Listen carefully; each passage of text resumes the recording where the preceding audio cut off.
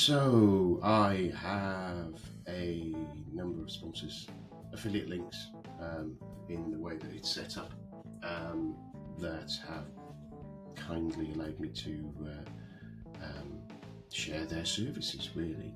The first one is Mike Clayton, and Mike runs online PM courses, and it is a great resource for getting those fundamentals of project management trained, reasonably priced, and Mike presents it in an accessible and clear manner. You can check out some of his videos on his YouTube channel and kind of give you a view of where they are. But the code for that, if you go to nigelcreaser.com/online PM courses, all one word, lowercase, that'll redirect you to it. There's varying different levels that you can buy. You can buy individual courses, you can buy pathways as well, if you like. And I get a kickback off those. Mike kindly shares me that. So if you do jump on and use it, I hope you find it really useful. I think he has money back guarantees and things like that as well. So there's very limited risk on that. So jump on that, and that again is nigelcreaser.com/online PM courses, and enjoy.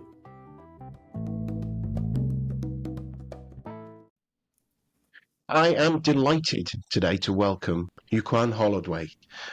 She's a dedicated leader with a career built on fostering a culture of consistency and efficiency in business operations. Her work focuses on creating standardized processes, streamlining core applications, and reducing critical incidents, and enhancing the IT service management. She earned a bachelor's degree in civil engineering from Georgia Institute of Technology and later pursued her MBA at Georgia State University. As a Lean Six Sigma trainer and coach, she excels in addressing processes and performance challenges, delivering tailored solutions that drive measurable success. She's deeply committed to education beyond her professional achievements in business and IT, and this has led her to serve as part-time instructor, got to put my teeth in, at Kennesaw State University, where she taught information systems management to students at the Coles Business College.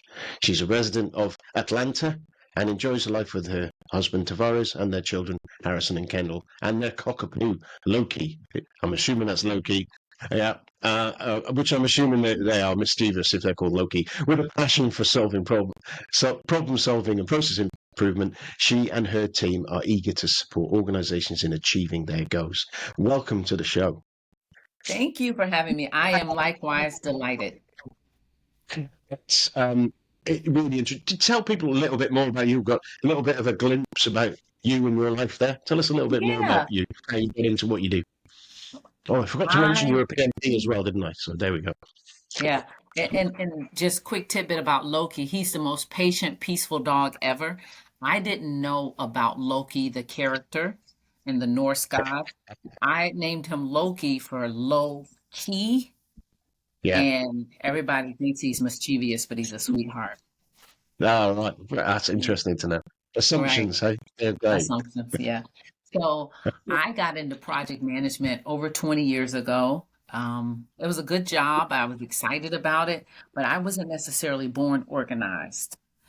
And I struggled at it for a minute and trying to keep everything together and not being all over the place. And I really found salvation inside of the structure and the organization that people like PMI put out. And so knowing the rules and the templates and the approaches really helped me to then have some creativity inside of the lines. And once I learned a little bit about Lean Six Sigma, it gave me even more flavor and color to add into project management. So I enjoy it mostly because of it allows me another way to relate and connect with people. And I just truly have enjoyed it over the past, I guess, 24, 25 years. It's been a while. I've been doing this longer than I thought I ever would. I think we all feel that way in project management. It's there's a lot of people who've been in and around project management that kind of go, well, someone asked me to look after this, and then 20 years later, that accidental project manager. They're changing now, obviously, because I think there's the work that PMI do and like APM in the UK and different project management organizations connecting with universities and teaching project management as a capability now. I think it's changed the dynamic of who's coming into the industry as well. I know there are people I've worked with who are 22, 23, and they come into the organization to be a project manager. They didn't come in not knowing what they wanted to do. They're coming in to do that sort of thing. So it changed certainly from when I started back in the day. Yeah. So just think about that. So what sort of industries have you been working in over the years in your project management career? Give us a little taster of how you got into it. What was your first project that you remember? Yeah, my very first project was at my very first job. It was an industrial supply catalog company, Right. really amazing company. And we were moving to away from the green screens to what we called at the time the GUI, Yeah, a graphical user interface. I remember that. And I was to take the data entry team that kept all the customer information away from green screens and teach them about how to input data into a GUI. And so that was my project, learning that it had a beginning and an end, but I didn't have an organized approach to it until I went to Coca-Cola, where my very first project was to change our time and attendance system from a homegrown system to a company's, a huge company today, to another company, from our system to their system. And that was a huge first project to have. I had no clue how important that was as a person in my 20s, realizing that the people in the syrup plants lived and died by their time being right. Like they were paid based on what the clocks that they've done. And so I was hypersensitive about messing it up. I think somebody gave me a copy of the PM Bach, and I had it on one side and I had a notebook on the other side, and I was literally taking notes of what to do every day. This was back when it was Ask Jeeves, not Google. Do you remember using that? That is some time ago, isn't it? Yeah. Yeah, I thank God every day for Jeeves. I asked him so many questions. I'm sure it wasn't nearly as good as the things we have access to today, but it was, it was a great start. And so that was the first really big project. And so to your question, I started off with an industrial supply company. I did a stint in customer support for a large warehouse software company. And then I spent about 18 years in the beverage supply chain world. So I'd spent the majority of my That's an interesting. childhood and growing up at a large beverage provider. And then I moved from there to working with all kinds of companies, healthcare, building supply, food, and most recently, government, city and county. So I think these skills are portable all over the place. Yeah, and it's interesting when I've been lucky to work across a few different industries in the IT side of it, and the industries that it is quite portable across there, but there are those nuances that can catch you out, even in different departments. That I've been in places, I'm sitting there and I'm like, You do. I didn't know that, but everyone assumed I did. Yeah. And that's one of the reasons I fell in love so much with one of the tools that I learned in getting my probably green belt or yellow belt or one of the belts, the SIPOC, which is a mnemonic for suppliers, inputs, processes, outputs, and customers. Every time I walk into an organization, I'm asking, who's the customer of this service? What are the specific outputs they're looking for? What processes drive that output? What inputs drive that process? And who supplies those inputs? And I immediately get a vision for who the stakeholders are in that space. And I show it to one or two people, and they tell me all of my gaps. And it helps me to quickly get up to speed in a new space. I started that when I first left being at Coca-Cola, and it has served me so well. And I was like, wow, this has been a most beneficial tool to get Yeah, clear that's it. on the nuances. Yeah, because that's interesting. Because it is as I alluded to there, when you move from even within a department from one project to another project, the nuances of that life cycle, that chain that you talk about there. I've always found it quite. It takes time to dig underneath and get there, and that's a really interesting way of speeding that up. Because otherwise, it's just when you learn by messing up basically, Yes, and you've got a maybe you get an onboarding pack if you're lucky. 50% of the links won't actually be there when you click on it. Some of them will be wrong anyway. We don't do that here anymore, etc. All that that's sort of right. stuff because they never kept up to date, are they?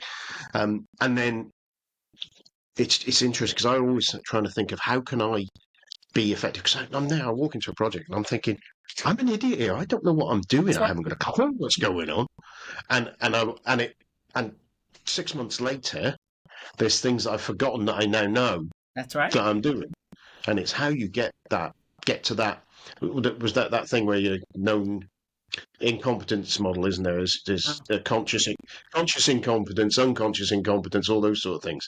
And I have to you're look a that lot up. of time in the project, you're in that unconscious incompetence. You don't know what you don't know, so Yeah. you really struggle. I found if I come at it that way, I actually perform better when I'm more new. And after I've been there for a while and I think I know more and I Yeah, stop taking that approach, that's when I start to miss things or miss people. And you definitely feel it when you get ready to roll something out or deploy. You're like, oh, I missed Joanne. She was very important. I had no clue Joanne was important. I didn't even know who Joanne was until today. yeah, And now we can't go live. yeah. And I've had things trip up where the 2 days before we're going live, someone says, "But we can't do it on the same day. We've got to do it earlier." And it's like, what? Oh, but you've got to go and get paperwork and approval and run around and do that. And it's like, okay, and then that's the project manager with his hair on fire or her hair on fire running around, and you'll have done this, I'm sure, carrying a PC from one building to another because the person who's Yes. meant to carry the PC from one building to another, we haven't got the right requisition order for them to do that. So you're doing it, and everyone's going, "You're not meant to do that. Health and safety. You're not trained in lifting PC." Maybe less so now, but back in the day, I remember doing that sort of thing because you didn't know that you needed that extra piece of paper or that extra bit of approval to get someone allocated to your project, or as you say, just that rubber stamp from someone. Yeah, you And just you don't know what you don't know when you first in a new industry, in a new company, in a new department with a new team. You don't know the things you don't know.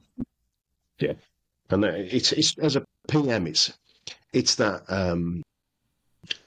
I was reading something the other day, and it was about that um, ability to learn. In fact, it's written on my wall. I think it's Shoshin, which is like a Japanese word, which is a was because I saw something where someone had put a whole bunch of Yeah, I don't know if it's happiness or productivity stuff, but anyway, you got Ikigai and all those and Kaizen and all that. But Shoshin, which was one always be learning, always always be be. trying to do something. And as a PM, sometimes you can, as you said before, you can be there a little while and you get that little bit of arrogance because you think you know it and you forget that always learning, always inquisitive, always asking that question because and the assumptions, as they say, can make an ass of you and me. And it does, as a PM, we do know that. We sit there before now and you've gone, I didn't write that assumption down so that everyone else That's knew that I right. was assuming it. And it was wrong. And if I'd written it down, someone would have gone, well, that's wrong. But Yeah, if you would have shared it. Back then I was walking around with a piece of paper showing it to people. Now I'm calling people and sharing my screen saying, "Hey, here's what I think this looks like." yeah, One, they're impressed. They're like, "Wow, I've never seen it like this. You really know our business." Oh no, I've just asked a lot of questions. And then two, it's like, oh yeah, but you need to also include treasury because they care about this process because and you're like, wow, I wouldn't have thought that. And it yeah. also kind of tells me who to get voice of customer from. It, yeah, identifying who's going to use it, who's going to be screaming if it's not working, That's who's right. going to It's be usually not the person delighted that if it asked you is. to do Yeah, it. Yeah. It's never your Yeah. boss. That, No, it's never, is it? Because yeah. that's interesting. Because it immediately made me think about, and I've had uh, people on the show talking about Lego and the way they use Lego Serious Play, and Mm, and just what you talked about there. It was SIPOC, wasn't it? That was the acronym that's it. SIPOC. Yeah. That's it. I know that what they've done before now is when they've been trying to work out, say, a process or even in a factory type scenario as well, potentially, where you take a bunch of Lego and you build that process in Lego, and you build it in Lego, and then you walk through that process, and people go, "Well, no, that doesn't happen there. It has to go over to June and come back." And that exactly what you're talking about there is that other visualization of that process of that delivery or that custom that you've got there. Makes me think the joining those two together would be a really interesting way of doing it and being able to visualize it for people, because quite often it's difficult. You've got a Visio diagram, and the first problem you have with a Visio diagram is, oh, I haven't got a license for the Visio diagram, therefore I can't do that. So, right, let me get Power. I'll do it in PowerPoint while I'm waiting there. Oh, this doesn't quite work. That and you end up with all these things, and I'm sure there's lots of people sitting there, not sitting listening to this, nodding their head, going, "Yeah, Visio's never on your machine when you need it." That's right. And then that one day you do need it, the license expired, it's been uninstalled off your machine, and then you kind of got to go through that loop of 50 people to get it approved and get it on there again. So yeah, it's interesting, that kind of ways of using those different. As you say there, sometimes you do it in a room, even on a whiteboard and drawing it through, and your post-its and that sort of thing. There's real good visualization tools of that, and I think you have to do that for people to go, because you could write a process in a Word document and explain the process, and it's easy to miss stuff in that. I think It's it's really very easy to difficult miss it in to understand words. it. Yeah, Very because you easy. misunderstand them. Yeah. Yeah. So the one thing when we spoke and we talked about what we were going to talk about today was about how how you have integrated Lean Six Sigma into project management, and that's all. I I've not done any of the Six Sigma training. I have a bit of a vague idea on Lean. Yeah. I respect most of the people out there probably know loads more than me. But just you and me. Do you want to just give a quick 5-minute potted view of what Six Sigma is and Lean Six Sigma is for Yeah. someone who hasn't heard of it? Sure. So I'm usually talking about Lean Six Sigma, which is a amalgamation. I won't try that word, of two different things. Lean is all about removing the waste from a process, with the mindset that anything that the customer doesn't want is considered waste. So things like waiting, extra motion, inventory, all the things the customer doesn't want to pay for. Like Yeah, I'll look at the internet forever to try to get out of paying for transportation. I just don't want to pay for a good to go from one place to the next, even though it yeah, makes sense. yeah, Stuff the customer doesn't want. And then Six Sigma is all about removing the variability in a process so that it's repeatable. Every time I go to a McDonald's and I get a a cheeseburger Happy Meal, I've gotten one in almost every country that I visited for whatever reason, except India. Um, it's the same thing. It's a yeah, repeatable, standardized process. So Lean and Six Sigma is about removing the waste and making sure that the customer gets a regular experience. And I took the courses and I've taught the courses, and I really just like to pick and choose some of the things from a Lean Six Sigma methodology of DMAIC and put those things into my project. And here's why. Um, Lean Six Sigma, I was going somewhere and I totally lost when I said here's why. Um, we all as do far that. as the MEG is a methodology, and Lean Six Sigma is all about solving problems. That's where I was going. Yeah, It's more about solving problems. And I used to have a boss that would call a project a Nike project, a just do it. You know exactly what you need to do and why you need to do it and when you need to do it by. Install Workday at this place by this day. Whereas a Lean Six Sigma effort is understand why our associates are not making the required number of phone calls every day and solve that problem. So those are the one's problem solving and one's a project where you need to do something. Often in a project, we run into problems. And that's where I say, oh, let me pull something from here. But I do like the focus in Lean Six Sigma on getting very clear on who your customer is and what their expectations are. Because most of the time, the person that asks us to do the work is not the real customer. Maybe it's a sponsor, maybe it's somebody in the company with purse strings and somebody told them to tell you to do this, but they're often not the people that are going to receive your work. And so we'll go, I can't tell you how many times I put my heart into a project, 50, 60-hour weeks, and then I delivered it. And the people I was delivering it to was like, I don't want this. And so I'm very intentional about making sure that I know who the customer is and I know what their expectations are. Because your project is truly only successful if your customer's expectations are met, and you'll never meet their expectations if you never talk to them. So from Lean and Six Sigma, I really got grounded on getting clear on who my stakeholders are, using that SIPOC that I was talking about, as well as figuring out who my stakeholders are and getting the voice of the customer, the voice of the supplier, the voice of the process, really knowing what success looks like, what their expectations are, what keeps them up late, just, really being clear. So that's how I got really started in thinking of taking things I learned in problem solving and apply it to project management. Yeah, it's interesting because I think that there with the thing that draws all the way through that is that stakeholder and understanding your stakeholder. So and that they're different needs, and quite often we do focus on the sponsor, the client, Yeah. the person gathering your requirements from, or whatever, or your own boss or whatever. Excuse me.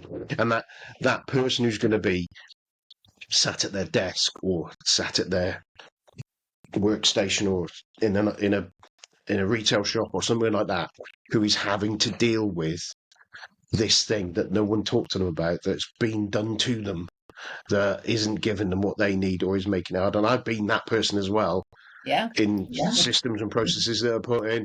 I've been effing and blinding.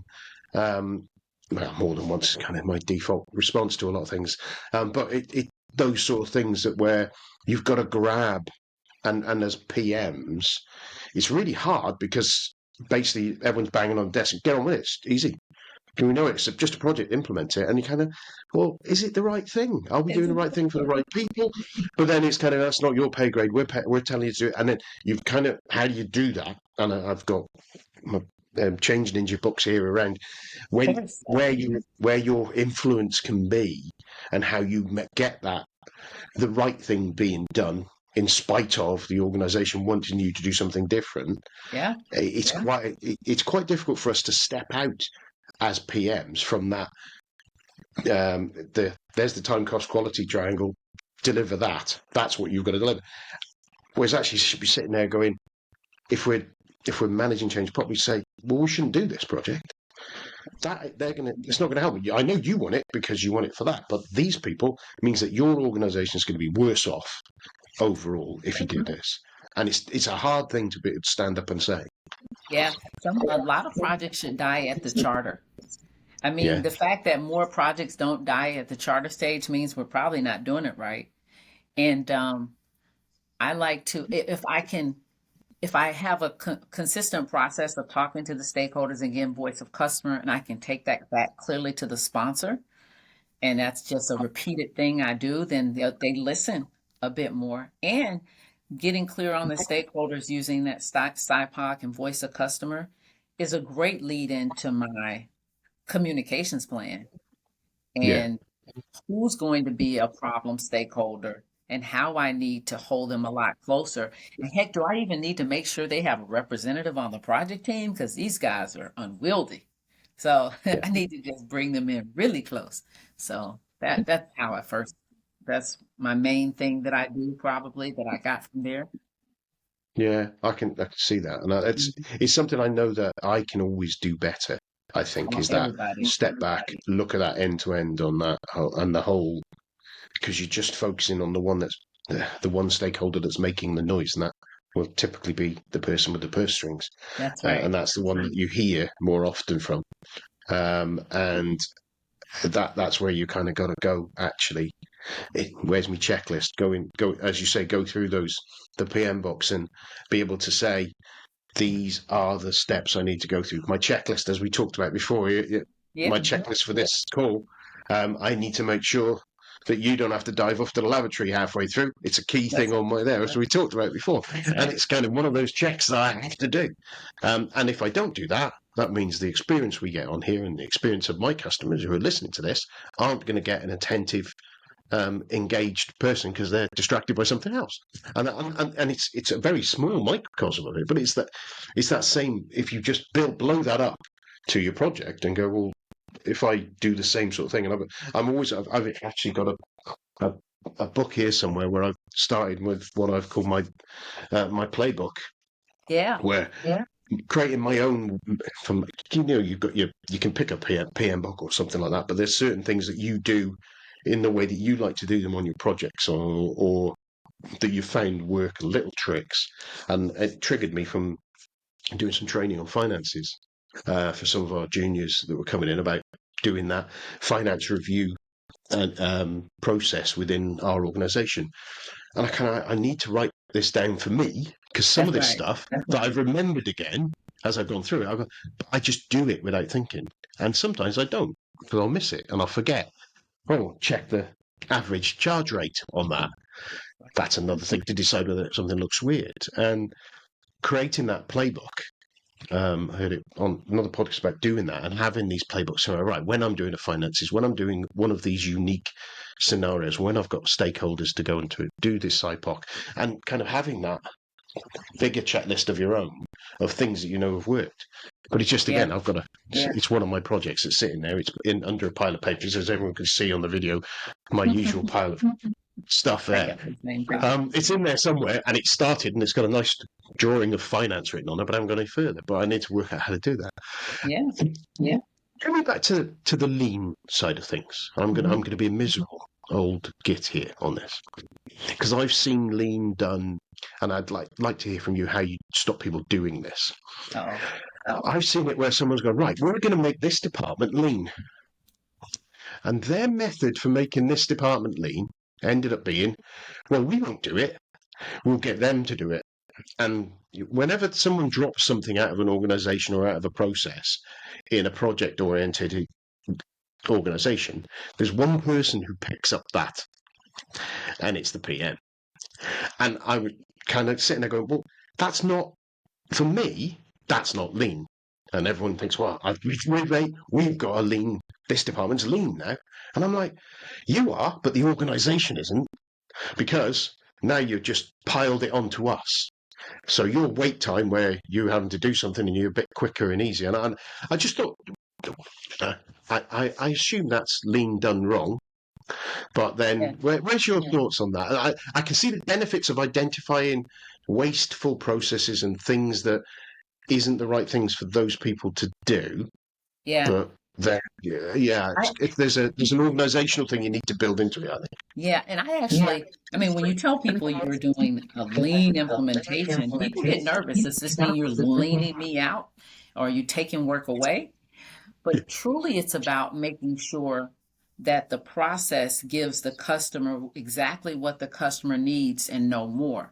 And so, whatever process you're looking at, you're looking to see who is the customer of this process, not necessarily it's not necessarily something you're doing to the employees that are providing that service, but what are the steps, and are any of those steps non-value add? Now, if somebody has to do something, then they have to do something. So just shifting it and moving that pile of work around to different people inside the organization, maybe it makes my day a little bit better, but it doesn't overall. The customer doesn't feel the impact if I just shifted it. And it sounds like if they shifted it to you and it's something you do ad hoc, it's probably going to negatively impact the customer and be less timely or have less Yeah. quality. And it's all about making sure that you know what the customer's requirements are and you are providing that customer exactly what they need, exactly when they need it. So, Yeah, I it's think interesting. people have different definitions what they're Yeah, doing. and that's where I kind of sat there and went, well, the area, as you say, that area's now more efficient, now more effective, and they're able to do more stuff with the same amount of people. But as you say, the actual and they're delivering at what they need to do and what they committed to do, and they've got this. But the end output, the three steps beyond to that customer. And to me, it always kind of sits across that if you're going to do something lean, you've got to pick processes to make lean, not That's right. areas. Now, you've probably got both. There is a dynamic across both because obviously you can't just fix this because there's other bit. But that whole thing, as you say, that end customer insight, if you start here and end there, and I've seen it innumerable times that it just doesn't go that process. It goes to here and then it doesn't see that thing, or it does. Oh, this bit is the bit we can see, but there's this here and this here that's added on, but it's outside of our remit, therefore it's okay. And it does make me grumpy, and I do express my grumpiness at times on that. But I can it's kind see of that. how do you do that? So so thinking about that, and I'm thinking about with projects being so insular in their nature in some ways because the drive for us is deliver that project. That our commitment is deliver that. There is the outcomes that we're going to deliver to our customer, but there is very much the drivers. Most PMs were there with that time cost quality triangle that is changing. I know there's redefinitions of going right. We need to add value in there, and I know Uh-oh. PMI's recent study of right, okay, so what's the value and what the real measure of success is. That's a hole we can dig and go down for many days. But from your perspective, how do you, when you're teaching or when you're consulting with people, how do you help PMs apply this customer view, this lean view, in their projects? What are the kind of steps do you what are the questions you ask? Yeah. Well, first of all, in the initiate phase, I'm very um, insistent, at least for myself, very insistent on understanding the stakeholders in that initiate phase so that I'm very clear on what does success look like for the various stakeholders of this project. Because it's hard to plan for it if you don't ever know about it or if you don't hear about it until the very end. So that's Yeah, huge. Um, and then also just how you work with your project team and bring them along and who that project team is. So are there some stakeholders that should have a seat at the table as far as the project team? Sometimes I'm given a project team and after I do my stakeholder analysis, I'm like, hey, we really would do better with having a little bit of representation from this person. Or can they yeah, be a sponsor or something? We need to hold them in a little bit closer so that they have some, what do they call it in Agile? Some skin in the game. yeah. The chicken and the Yeah, I pig. can see because that brings if it becomes they're part of the solution and part of what's happening rather than it being delivered to them. So immediately Definitely. I have a different phrase, but I won't use that because it's quite different language, fruity Oh, language. I really want to hear it. I won't, not for this one. It's about tense and different things. Anyway, Okay. um, it's on the inside, not the outside. So it's kind of if they're inside trying to help us, that's the important thing, isn't it? Is getting those Yeah. people feel ownership of what they're doing, they feel part of what's happening, um, and then and understand the challenges there. Because if they are intimate with the team, they'll understand how difficult it is and be part of that team, and they'll be solutioning it as well. Then, won't they? It's way bigger than than we would think it is, but having the right people engaged, even if there are people that you can't bring along for the ride, but they need to be along for the ride, finding Yeah, ways to do that, whether it's I'm going to meet with this leader one on one every week because I need him to be close, or I'm going to make sure this particular leader that she gets all of our meeting minutes and she sees the actions so that she can stay connected. But getting clear on stakeholder, I think, is very underestimated. And it's often yeah, I call it getting sideswiped You're almost on the final leg of the race, and then you just get knocked out of the water by some stakeholder who was just holding things to themselves for months. You're like, dude, why are you just now saying this? Yeah. And there's varying reasons for that, isn't it? There'll be reasons there where sometimes it will be, well, I assumed you got it. And innocently they think, well, I assumed you had that handled. Some will be, I've got power here. If I don't say something, that makes I me. get them on the record so early. I'm like, you are not going to skate for 6 months and do this. Yeah. So how are you feeling? What's going on? Thank you. I've documented it. And they're like, okay, well, let me bring this up. Yeah.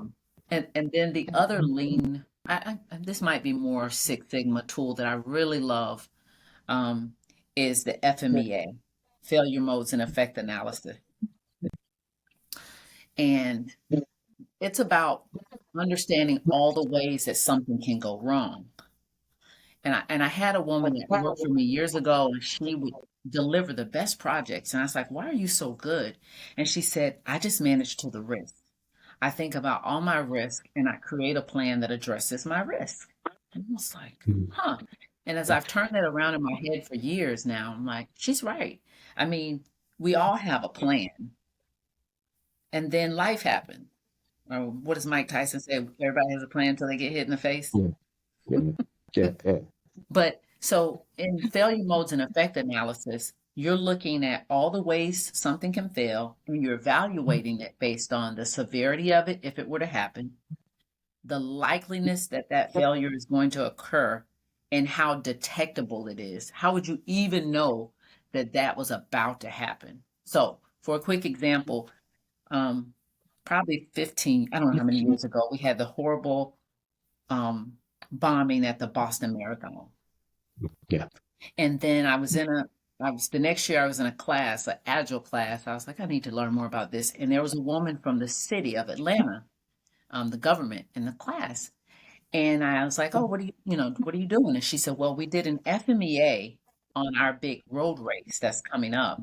In Atlanta on the 4th of July, we have this Peachtree Road Race. People use it as a qualifier for major races. And she said, we realized that we don't have a great way to detect if something were to happen. If a bomb happens is severe, the likelihood that it could happen is fairly high because it just did in another major city, but our detectability is very low.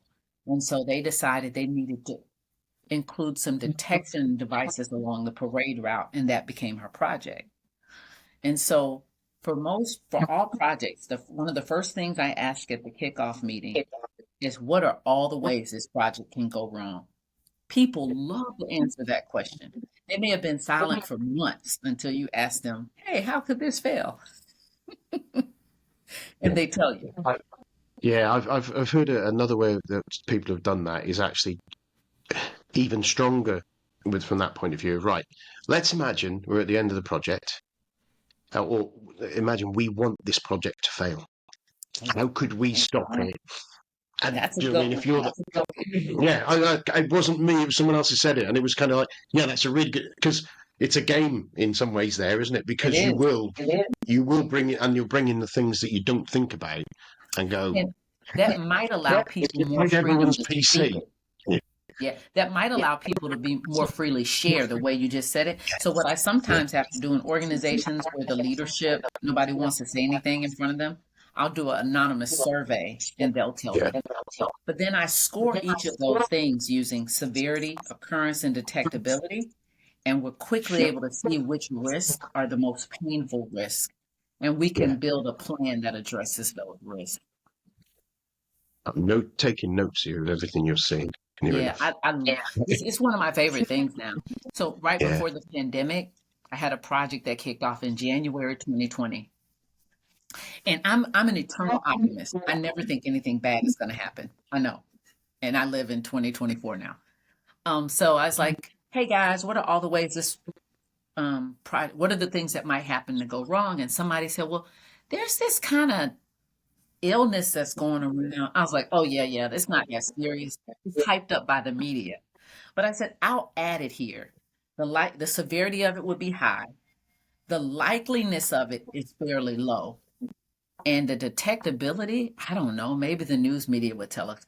So it scored low the first week of the project. Well, at the end of the next meeting, I was like, hey guys, let's admire our risk again and rescore them. It inched up. And I was like, By the third week, we're on the full, we're like, oh, this is a problem. So we came up with a mitigation plan for if we had to work from home because of this phantom illness. And sure enough, when they did tell us to go home, we already had a detailed plan on how we would work if a pandemic happened because it kept changing. And I was like, yeah, this is a tool that can work because we were Yeah. ready, still did our work, we finished, and everybody was like, how did you guys know like that this was something you needed to address? Well, the severity of it was always high, but the likeliness that it would occur started inching up and it made it a more risky thing for us to deal with. Yeah, and it's interesting because I think did you just use the phrase there? You admire each week. You admire your I risks. Yeah, love calling it. that's Let's admire that's our a great risks. phrase. That's Yeah. a great phrase. I love reality TV that's like watching train wrecks, and I call it admiring. Because it's a really good way of looking at it, though, isn't it? It's kind of we're going to look at these and we're going to and review them. And I imagine it's once maybe it's just me, but that process of going through and reviewing those risks sometimes it's just geez. Yes, we know nothing's happening on that. We know that. You mean, because actually the lower level risks you're doing stuff about, aren't you? You've built it into your plan, you do it. But, and you keep them going. And then you've got the ones that you have to document for others in some ways. But it's a case of how you balance that real operational risk to what you're delivering and the ones that are kind of, backside covering risks, which I'd say there's a lot of that around with the risk management is about risk reporting, not risk management. And I think that's something that we fall into. And I think the other thing I just heard from you there was where you're saying about where you might have a room of people where you're trying to identify these risks and you've got a senior member in there. I think that rather than sitting there going, right, what might happen? Well, he might not give us the funding. You can't say that. Yeah. But if you're playing the game of right, let's try and stop it, you say, well, John, you don't give us the money, and that's a different dynamic, isn't it? Straight away, you're playing the game. You're thinking of daft ideas in a brainstorming kind of way, but it diffuses that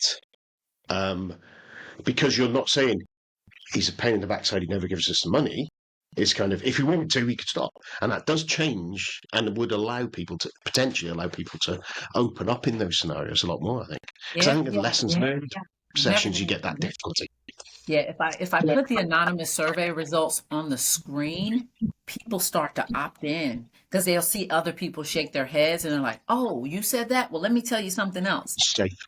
But that's a good idea. I like that idea you shared. It's that safe space, isn't it? And feeling safe to say it. And as you say, that person who sat at the back there, well, I didn't like to say on day one, but.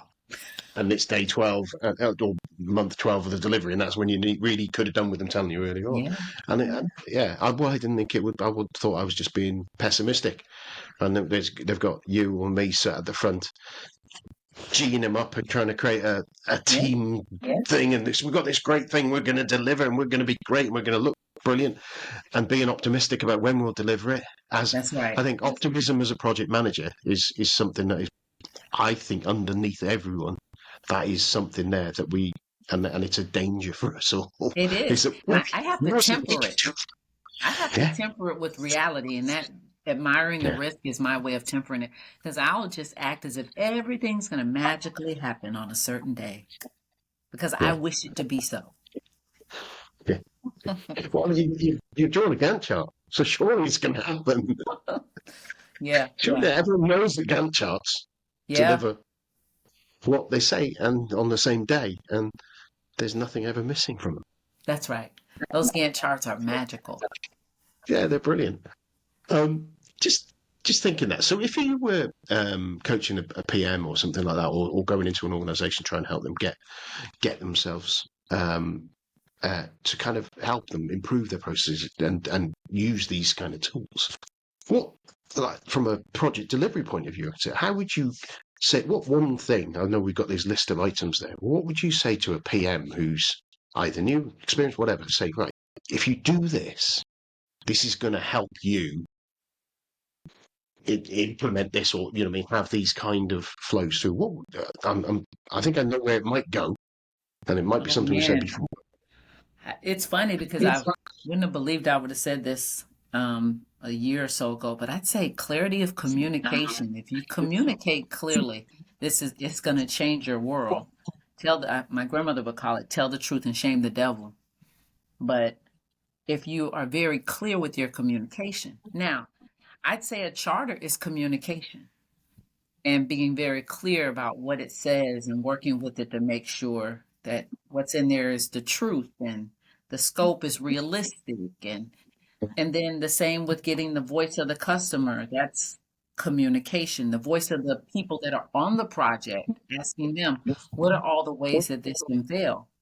The plan is yet another form of clear communication, a realistic plan. Now you've created a realistic plan and somebody told you, nope, you got to do it quicker than that, right? And Oh yeah, then you try to talk to them about the triangle and the scope and the timing and the quality, and they say, yeah, I and hear you. then you say you've got contingency in there, and they go, well, take all that out because everything will be fine. But I mean, Can we work keeping that weekends? communication clear. Yeah, I hear you saying this. Here's what this does to the scope or the schedule. And then back to being very clear on the risk and communicating well and using that team meeting or that status to be yet another form of clarity. This is where we are. This is where we're going. This is where we're struggling. This is the help we need. Here are our recommendations. I'm starting to feel like of all the tools in the world, the two most important are good relationships and clear communication. Clarity, I think somebody said that Dave Ramsey says this, and I can't say that he does because I don't really listen to his show. But clarity is kindness, or kindness is clarity, one of the two.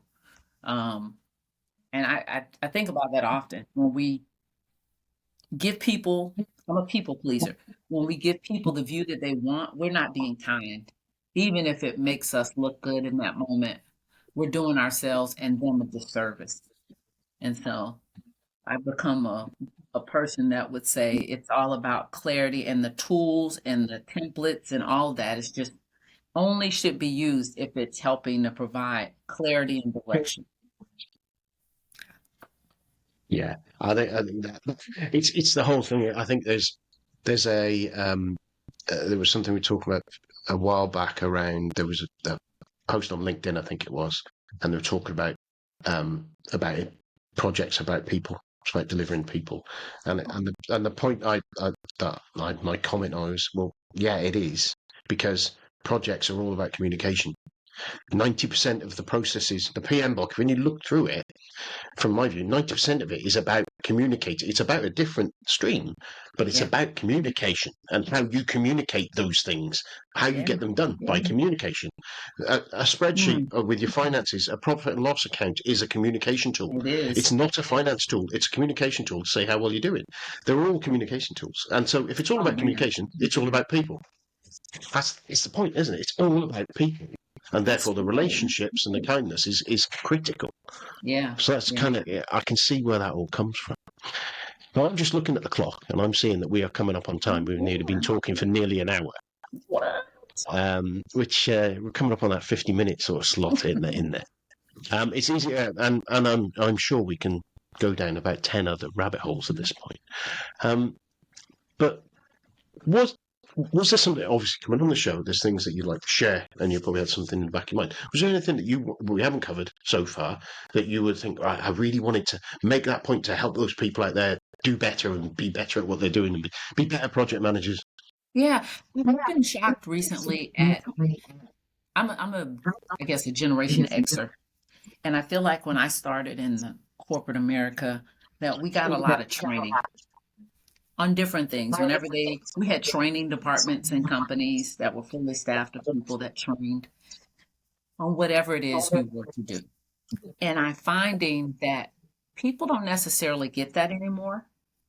I don't know if we think they come into the workplace brilliant or if they have access to AI and Google and they should know some things that they might not know.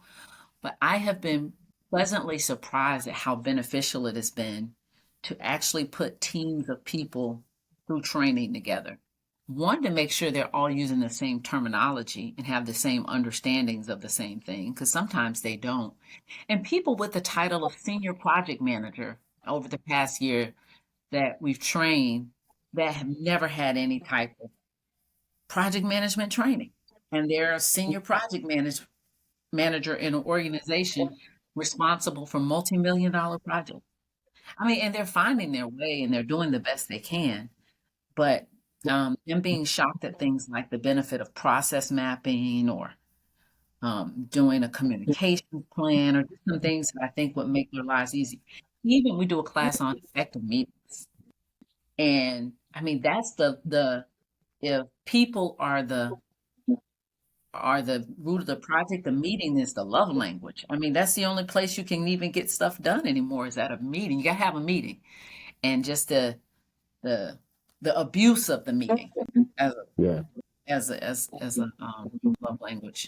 So that's the biggest thing I've seen in the mission that we're on is training people and giving them training that fits in the culture that they live in. So if we were to come into an organization and train, the first thing we do is a survey. We'll give everybody that's going to be in the training a survey, monkey survey. But I asked my assistant to randomly pick 4 people out of the names, and I talk to them. And it's always a really good conversation to prepare me for the actual class because I learn a lot about their culture. Because culture eats strategy for breakfast. I remember the first time I heard that, I was thinking, what is this guy talking about? I mean, you can have the best strategy in the world, but if it doesn't fit in your culture, it's grass. So we've really had a great year in learning about an organization and then giving them project management training or Lean Six Sigma training that fits in their space. Meaning it's not different. It's just we're using their examples. We're talking about the squirreling around that they have to do to make it work in their space. So I really think, especially with our newer generations in the workplace, Z, and I think what's this new one, Alpha, Alpha, um, yeah. we have to make sure that we give them a grounding with training and they want to learn. They really do. But I don't know that we've set them up for success. So that's Yeah, one I of think, the things we really push. yeah, it's really interesting that because it is that um, throw everyone on I'll use Prince 2 as an example in the Yeah. UK. Throw everyone on a Prince 2 course, they all know how to do project management. Great. Then someone comes back trying to implement all of the processes on there, or send them on your internal one that you've created that is just this balloon. And understanding what to use, and I'm a big one from my point of view, is the right level of governance on a project. Because you can kill a project by You can. doing everything.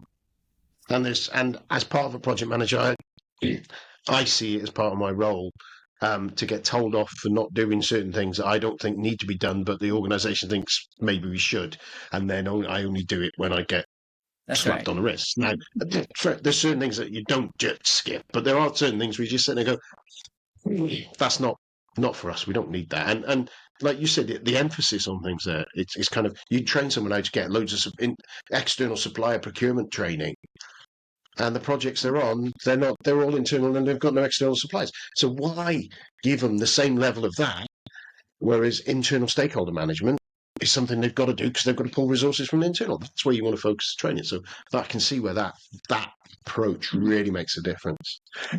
As I say, it's been absolutely I have wonderful talking to you. enjoyed I've got a meeting you. list of things in Notepad that I'm going to do a bit more Googling on, or I might use Ask Jeeves, see if I can Yeah. find it. You know what? I'm going to write that down. I'm going to see if Ask Jeeves will answer me. And yeah, so if people want to find out more, Mhm. carry on the conversation with you, what's the best way for them to Yeah. get in touch with you? Info at hollowaycg.com is a way. And I'm very active on LinkedIn under Yuquan Holloway. So my spelling, Yuquan, last name Holloway. I'm the one that's in America. um, I answer those and I meet people that way all the time. We have a website, hollowaycg.com, where we talk about these things and publish a newsletter and all that kind of stuff. Brilliant. So, mhm. Superb. So, Yuquan, thank you for coming on the show. I hope you have a wonderful rest of your day. Yeah, thanks again. I'll give you I'll give you a link to a project checklist that you can add with the show notes. And yeah, I'll chuck that in there. Yeah, I'll Mhm. stick all. I think I saw that on one of the freebies, so I will stick that in. That'll be brilliant. That's it. Yeah. Yeah, superb. Thank you very much for Well, coming on I the hope show. it's not our last time talking. We can talk anytime about anything. It doesn't even have to be on the podcast. Brilliant. I appreciate that. All right. Thank you. Thank you. I appreciate it. In project management, we face a common problem. The plan differs from reality. It leads to undesirable consequences, such as failure to deliver a project on time, financial loss, loss of customer and management trust, and many others. Why does it happen? The reasons may be different, but the most common among them are mistakes during the planning phase, uncoordinated teamwork, lack of information on the project progress. In Gantt Pro, we have thought through all the details to minimize these risks, both at the planning and implementation phases. At the planning phase, you save your time. Gantt Pro is an intuitive tool. In 10 minutes, you and your team will manage projects skillfully. Create a detailed and visual plan that answers what and when questions at any stage of your project. Minimize the risks of overdue tasks. Cut expenses by assigning resources like budget, time, and labor cost. You'll take into account all the constraints in advance. Planning is our strength, but we also made Gantt Pro an ideal tool to use at the implementation phase. At the implementation phase, you invite your team in the already created project and start working without any delay and confusion. Spend less time on meetings and discussions. Avoid overdue tasks and expectations. Everyone receives notifications about the workflow and gets other means for organized teamwork. Evenly distribute workload and avoid employees over-allocation. Get information on possible risks in advance and remove them timely. Have at-hand information on the project progress. Keep track of its high-level status and even project portfolios.